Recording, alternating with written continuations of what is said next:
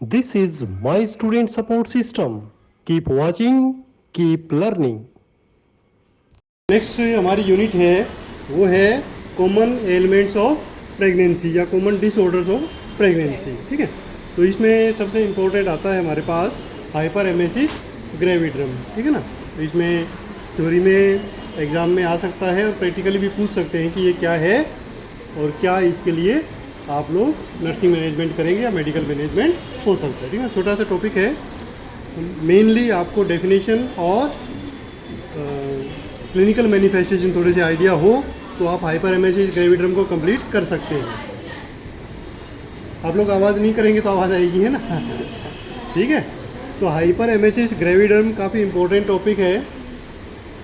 Nursing management approximately same होगी जो simple nausea and vomiting की होती है, बस क्लिनिकल मैनिफेस्टेशन और थोड़ा सा डिफाइन कैसे करोगे वो आपको इसमें समझना है। ठीक है, छोटा सा टॉपिक है, कोई बड़ा नहीं है। तो जितने भी ये कॉमन डिसऑर्डर्स हैं वो हम एक एक करके कवर करेंगे। तो सबसे पहले इसका जो बैकग्राउंड में है वो जान लेते हैं कि हाइपर एमेसिस ग्रेविड्रम क्यों होता है। तो नोजिया एंड वॉमिटिंग जो है वो एक कॉमन सिम्टम है प्रेगनेंसी का, ये सब आप लोग जानते हैं। ठीक है, मॉर्निंग सिकनेस जिसको बोलते हैं कि इनिशियली जो फर्स्ट ट्राइमेस्टर है उसमें ये होता ही होता है कि सुबह सुबह उठते ही वॉमिटिंग आती है। ठीक है, तो उसको नॉर्मल मानते हैं। कब तक? जब तक कि कोई कॉम्प्लिकेशन उससे ना हो। ठीक है, तो nausea and vomiting are common symptom of pregnancy affecting approximately 70% of women. ठीक है, सब में होना ज़रूरी भी नहीं है। अगर कोई कह दे महिला कि मेरे को प्रेगनेंसी हो गई, सुबह वाली जो वॉमिटिंग होती है वो नहीं आई, तो कोई गड़बड़ तो नहीं है। तो कह सकते हैं कोई गड़बड़ नहीं है, क्योंकि 70% में ही होता है, 30% नॉर्मल अपनी लाइफ अपने जी सकती हैं, चला सकती हैं। और कब होता है? नॉर्मली ये 4 से 8 वीक ऑफ गेस्टेशन पे हो जाता है, यानी जब तक प्रेगनेंसी का पता चलता है वो इसी से ही पता चलता है ना, चौथे हफ्ते में, 1 महीने बाद। और धीरे धीरे समय के साथ ये सबसाइड हो जाता है अप्रोक्सीमेटली 16 to 20 वीक्स तक। ठीक है, कई बार थोड़ा और लंबा भी चल सकता है। तो ये तो होगी नॉर्मल नोजिया एंड वॉमिटिंग की बात। अब उसको हाइपर एमेसिस ग्रेविड्रम कब कहेंगे वो इसकी डेफिनेशन में आता है कि hyperemesis gravidarum is the severest form of nausea and vomiting which is normal in pregnancy. अगर वो सीवियर हो जाए तो उसको हम हाइपर एमेसिस ग्रेविड्रम कहेंगे।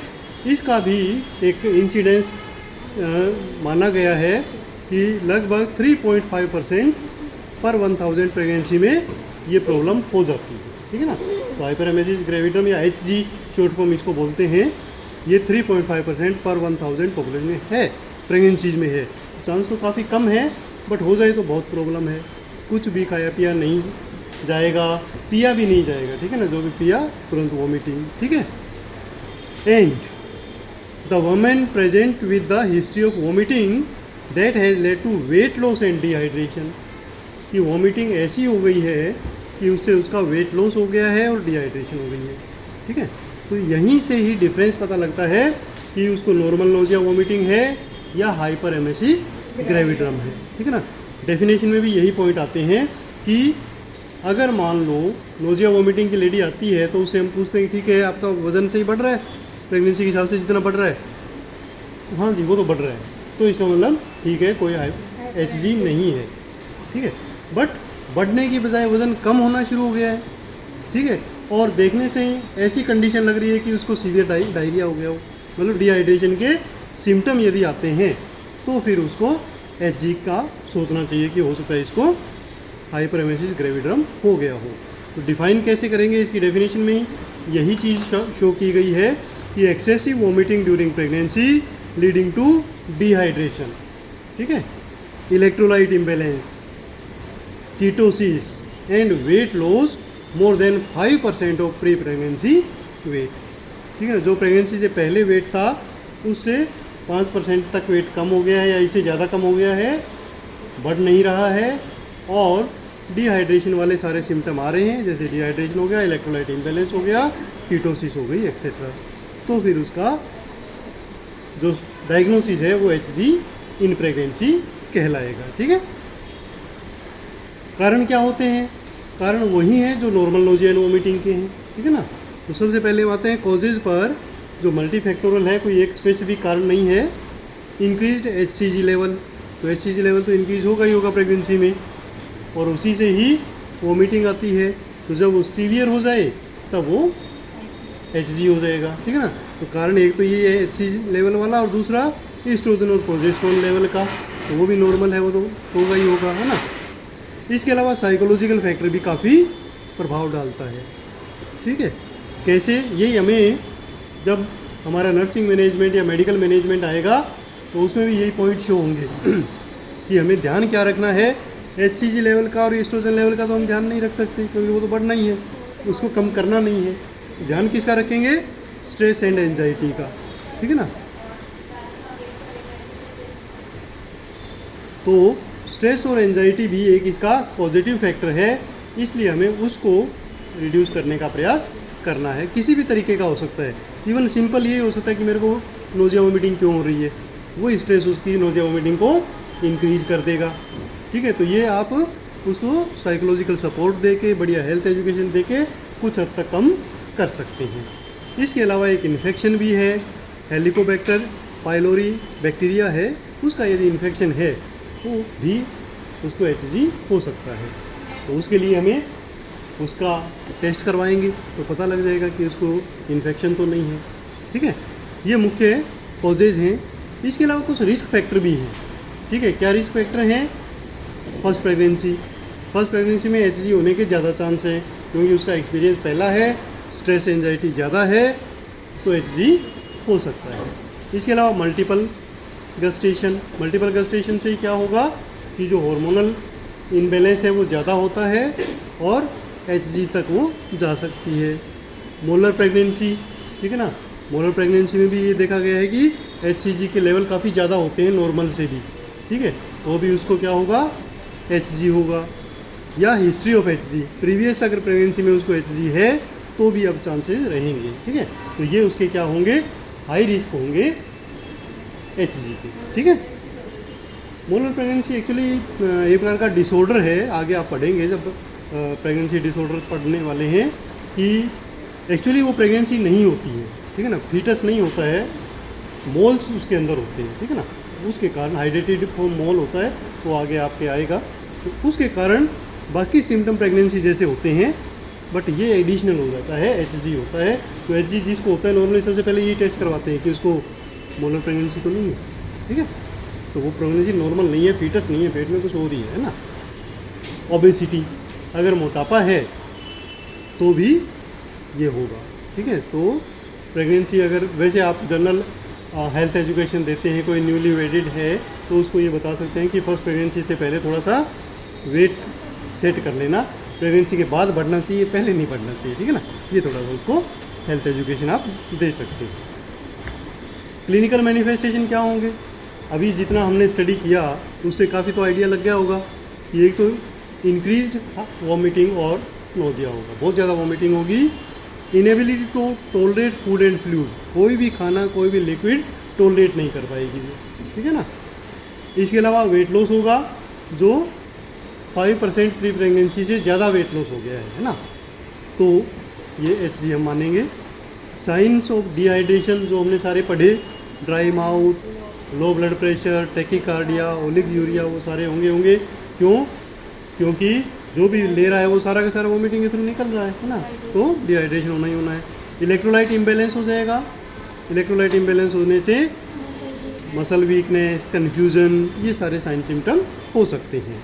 इसके अलावा कीटोटिक ब्रेथ ऑर्डर की जो कीटोन बॉडी जब इंक्रीज हो जाती हैं तो मुंह से एक स्पेशल स्मेल आती है जिसको हम बोलते हैं कीटोटिक ऑर्डर, वो आएगी तो भी आइडिया लग सकता है कि इसको प्रॉब्लम है HG की। टेस्ट क्या करवाएंगे?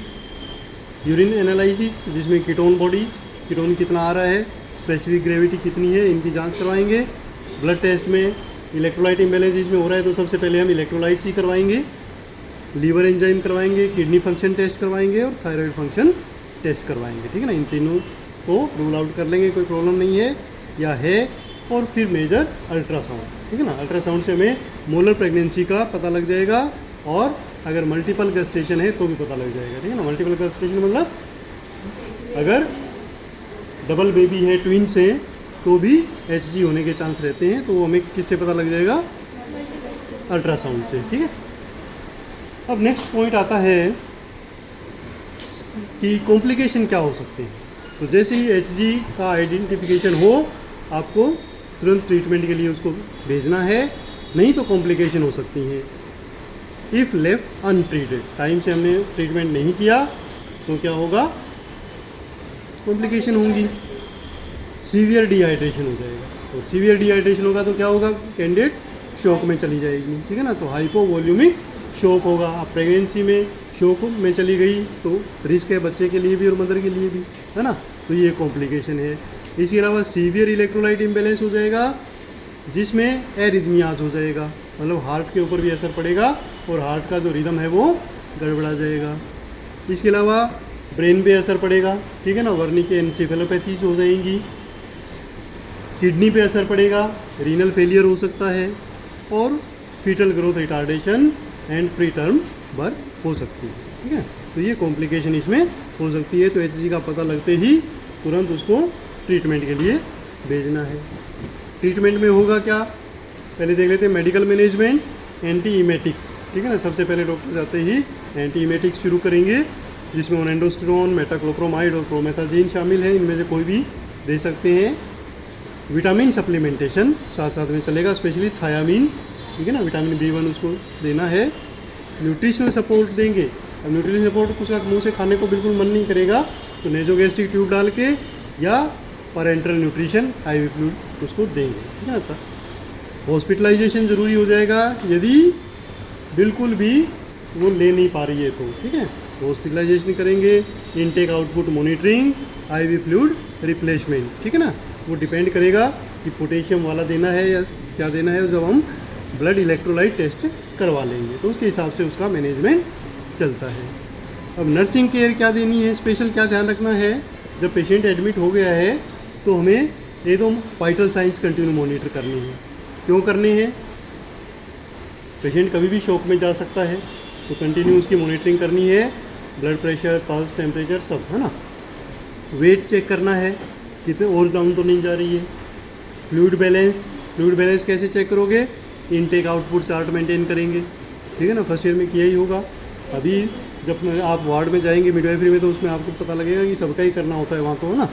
ज़रूरी है कि आपने फ्लूइड इनटेक कितना गया है, आउटपुट कितना गया है वो देखना है। Check for dehydration regularly check करना है, और इलेक्ट्रोलाइट इम्बैलेंस वो डॉक्टर चेक करेंगे, तो आपको भी वो मॉनिटर करना है, रिपोर्ट आएगी उसके बाद में। ठीक है। इंटरवेंशन क्या करेंगे? ये तो हो गया असेसमेंट, रूटीन असेसमेंट किया, फिर इंटरवेंशन किया कि मेंटेन NPO इनिशियली।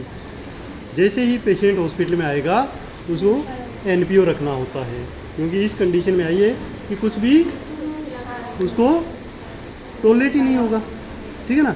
और आपने थोड़ा सा एक ढक्कन दिया, 2 ढक्कन बाहर आ जाएंगे, तो और ज़्यादा डिहाइड्रेशन चली जाएगी। तो इनिशियली NPO रहेगा, देन इंट्रोड्यूस क्लियर फ्लूइड। कुछ समय बाद डॉक्टर के ऑर्डर के अनुसार क्लियर फ्लूइड इंट्रोड्यूस करेंगे, सिप करके।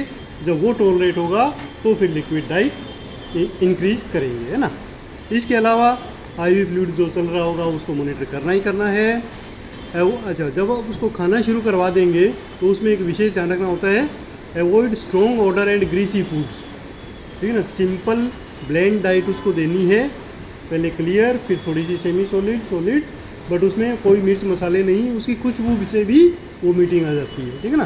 तो खुशबू वाले मसाले, खुशबू वाला खाना नहीं देना। ठीक है। हेल्थ एजुकेशन पे ध्यान देना है, परिवार की भी और उसकी भी। लेडी को भी बताना है और उसके जो अटेंडेंट्स है उनको बताना है। ठीक है ना, कि क्या इसका ध्यान रखें। जैसे ईट स्मॉल एंड फ्रीक्वेंट मील, बहुत ही थोड़ा थोड़ा, बार बार खाओ, हर 2 घंटे में खा लो, कोई बात नहीं। ठीक है ना। ऐसे नहीं कि सुबह खाया, दोपहर में खाया, शाम को खाया तो ज़्यादा खाया। ठीक है। तो स्मॉल फ्रीक्वेंट फीड देनी है जितनी वो टॉलरेट कर सके। ठीक है। कीप हाइड्रेटेड, लिक्विड ज़्यादा देना है, वो भी थोड़ा थोड़ा। ठीक है ना, एक साथ ज़्यादा नहीं। रेस्ट एंड स्ट्रेस रिडक्शन, ये इम्पोर्टेंट है। ये परिवार वालों को समझानी है कि स्ट्रेस तुम्हारे कारण ही हो रहा होगा ना। तो ऐसा कंडीशन करनी है कि उसको कोई भी स्ट्रेस नहीं हो, आराम से वो रेस्ट करे, साउंड स्लीप ले, तो भी ये जो साइन सिम्टम है वो सबसाइड हो जाएंगे। और डिस्चार्ज होने के बाद भी यदि परसिस्टेंट वॉमिटिंग होती है तो फिर से हॉस्पिटल में आना है। ये भी आपको उसको हेल्थ एजुकेशन देनी है, ठीक है। My student support system. Keep watching, keep learning.